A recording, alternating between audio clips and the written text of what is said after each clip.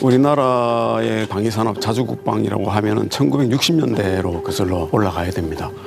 제일 먼저 이야기할 수 있는 게 1968년도 121 사태, 김신조 그 당시 용어로 북계 특수부대 요원들이 박정희 대통령 암살하기 위해서 청와대를 습격한 사건이 있었습니다.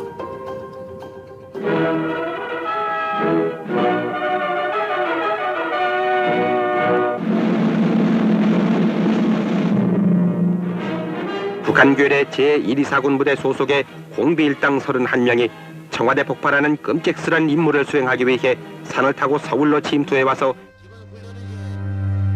70년대 거의 말까지도 북한의 경제력은 우리나라보다 훨씬 높았어요. 그런 중에 이제 또 미군만 철수를 하면은 항시 적화 통일을 할 수 있다고 북한은 생각을 했고 70년을 그 적화 통일의 원년으로 이제 북한은 선포를 합니다. 그런데 한국군은 그 당시에 이제 예비군을 만들었는데 예비군을 무장할 방법이 없었어요. 그래서 이 대통령 입장에서는 예비군을 무장할 그런 그 무기도 만들어야 되겠다. 그 첫 번째로 한 게 1970년도 8월에 국방과학연구소를 창설한 겁니다. 이제 무기 개발이라는 것이 우수한 인력이 있어야지 가능한 것이니까 그래서 그 당시만 해도 최고의 그 인재들을 다 말하자면은 확보를 합니다. 일단 우리가 도대체 만들 수 있는 능력이 만들 수 있는지 없는지 보기는 한번 보자 해서 수류탄이라든가 소총이라든가 아주 간단한 기본 장구류 예비군이 쓸 수 있는 정도의 그런 장구류에 대한 것을 일단 만들어 보자 해서 한 달 만에 그냥 뚝딱해서 불이 나게 만든 게 이제 그 사업이 번개 사업이었고 도면도 없고 아무것도 없었어요. 칼빈 소총에 도면이 어디 있습니까? 근데 이제 그 만든 거를 얼마나 빨리 만들었냐면 한 달 만에 만들었어요. 그거를 대통령한테 이제 청와대에 가서 전시를 했습니다. 보니까 대통령이 눈이 확 이렇게 이제 이렇게 우리도 할 수 있네. 이제 그래서 우리도 할 수 있다는 용어가 그때부터 이제 그 나오게 됐었습니다. 자, 설계가 완성되었습니다.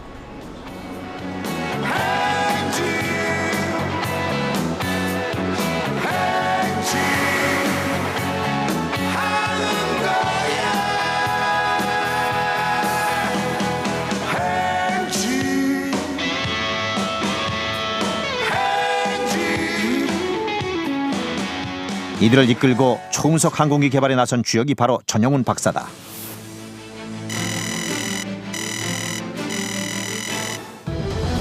책임감과 걱정이 되나 했습니다. 정말 우리가 해낼 수가 있을까? 예, 사실 정말 그 당시만 해서도 값싸게 좋은 물품 사다 갔으면 돈 안 들고 좋은데 왜 하느냐 그런 것이 팽배했었습니다. 그런데 이 항공무기 체계는 그 특성이 있습니다. 왜냐하면은 그 후속 군수 지원에 굉장히 예민합니다. 예를 들어서 항공기에 캐노피가 문짝이 달아났다. 절대 비행을 할 수가 없습니다. 그래서 이런 거에 대한 것은 우리가 자주 능력을 가져야 됩니다. 전차를 이제 개발을 하려고 이렇게 계획을 세우고 여러 가지 검토를 하는 과정에서 보니까 그 다른 나라들이 도와주려고 하는 게 굉장히 뭐라 그래야 되나요? 미온적이었었죠. 그 대신에 그들은 전차를 팔고 싶어 했어요. 독일 같은 경우는 레오파드 1 전차를 팔고 싶어 했고 미국은 M60 전차를 팔고 싶어 했습니다. 그런데 우리나라는 거의 굴복하지 않고 내가 우리 전차를 고유한 걸 가져야 되겠다라는 걸 해가지고 여러 가지로 이제 타진을 하게 됩니다. 저희가 개발을 해가지고 초도병을 할 때 그때는 그냥 뭐라 그러나 두려웠고 정말 걱정도 되고 그래가지고 초도 비행을 하는 순간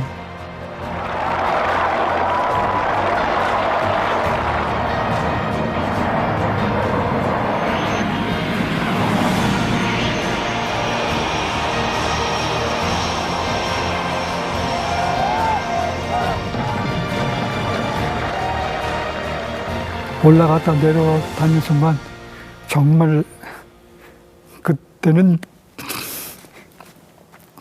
감동이 돼가지고 서로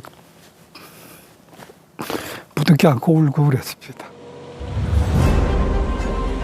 우리나라는 자주국방이라는 그 목표를 두고 지금 방위산업을 해갖고 집중 육성해갖고 개발해서 온 게 지금 한 60년은 된다고 봐야 될 것 같거든요. 60년대부터 시작을 하면은 굉장히 탄탄한 기반이 세워졌다고 생각이 들고 지금 도달해 온 수준은 좀 어디에 와 있냐면 많은 부분에 있어서 이제 외국의 지원을 없이도 우리 스스로의 방위산업 제품을 만들 수 있는 수준에 왔다고 생각이 듭니다. 그러면 여기서 취해야 될 것은 뭐냐면 올라온 것을 대해서 그 하늘을 뚫고 올라가는 작업을 저는 해야 된다고 생각이 들어요.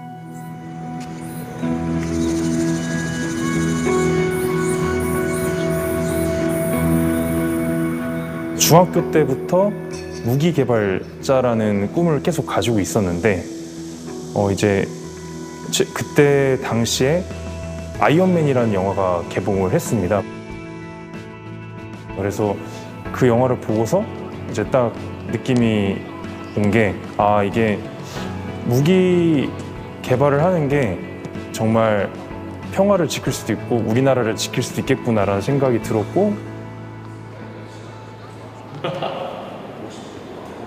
보통 KTX나 지하철을 만드는 회사로 많이 알고 있었는데 사람들이 이제 전차, 그 다음에 장갑차를 먼저 생산을 하는 회사라고 많이 생각을 먼저 해주시더라고요. 그래서 예전이랑은 이제 이 이슈성이 많이 달라진 거죠, 이제. 그럼 더 확실히 이렇게 약간 어깨도 펴지고. 더 좋은 무기를 들여와서 뭐 이렇게 시너지를 하는 쪽이 더 생산적인 방향 아닌가.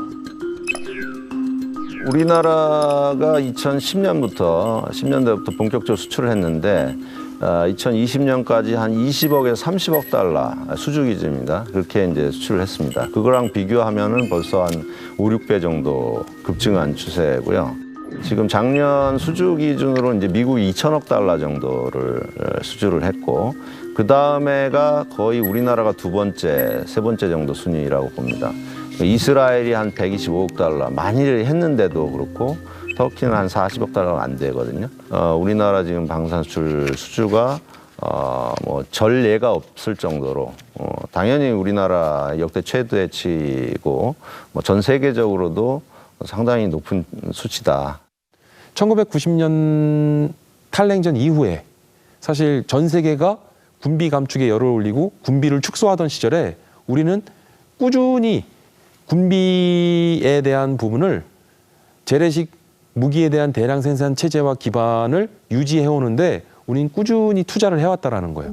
올해 들어서는 이제 그 FA50 훈련기가 이제 말레이시아에 진출을 했고요.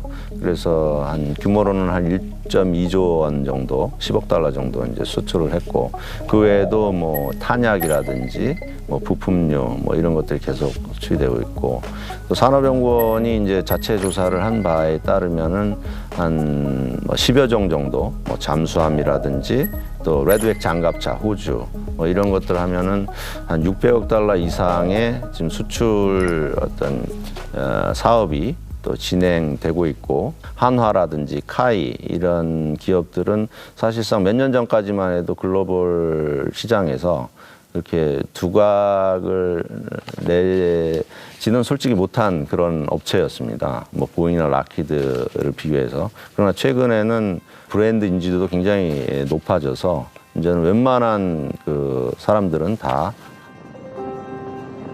한화, 뭐 카이, 뭐 현대로템 이러면은 이제 굉장히 다 아는 이제 이런 정도로 지금 위상이 높아졌다.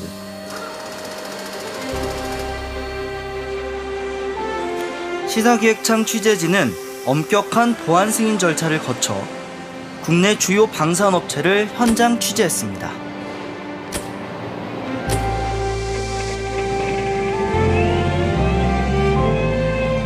K2전차는 2003년부터 2007년도까지 국내 기술으로 5년간 개발이 되었고요. 그리고 2014년도부터 육군에서 운영 중인 대한민국 주력 전차가 되겠습니다.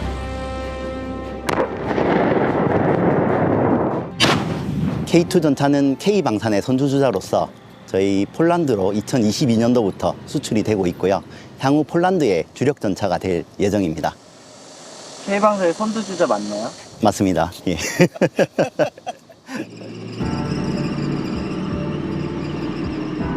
자주포라 그러는 거는 이 자력으로 움직이면서 곡사로 이제 사격이 가능한 그런 장비를 자주포라 그럽니다.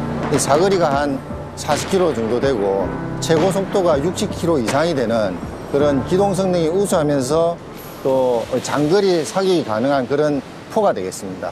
저는 항상 생각하는데 K9 장비가 우리 국내 방산 산업의 맏형이라고 이렇게 생각을 하고 있습니다.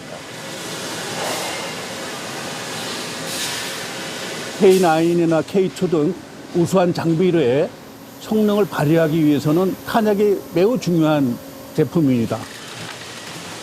이곳에서는 약 60여 종의 완성 탄을 생산하고 있고 그걸 세분화하면은 소구경탄, 중구경탄, 대구경탄, 그다음에 전차탄 및 추진제 및 화약을 생산하고 있습니다. 지금 보이는 항공기는 폴란드로 납품할 마지막 항공기이고요. 실제적으로는 올해 12월 말에 폴란드로 납품하는 항공기가 되겠습니다. K방산 중에 뭐 FA-50이 가장 대표적인 기종이지만 20년 동안 준비를 한 거거든요. 그래서 단기간에 이루어진 상황이라고 보기는 어렵고요.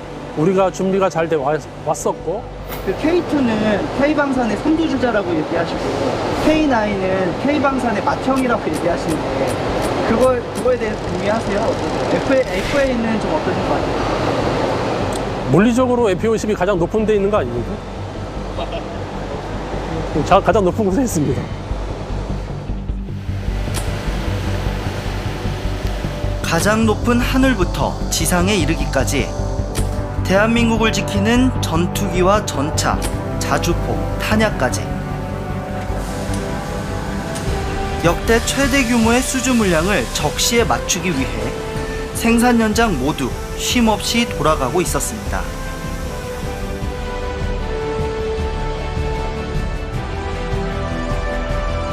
소총 한자로 만들지 못했던 대한민국은 이제 내수를 넘어 방산 수출 국가로서의 입지를 강화하고 있습니다. 2010년도까지는 저희들이 그 수출액 면에서 그렇게 아주 그 비중 있는 구조를 갖지 못했었습니다. 그러나 계속 노력을 해와서 지금은 오히려 수출 그 매출이 그 내수, 국내 수요에 따른 매출을 능가하고 있는 상황입니다.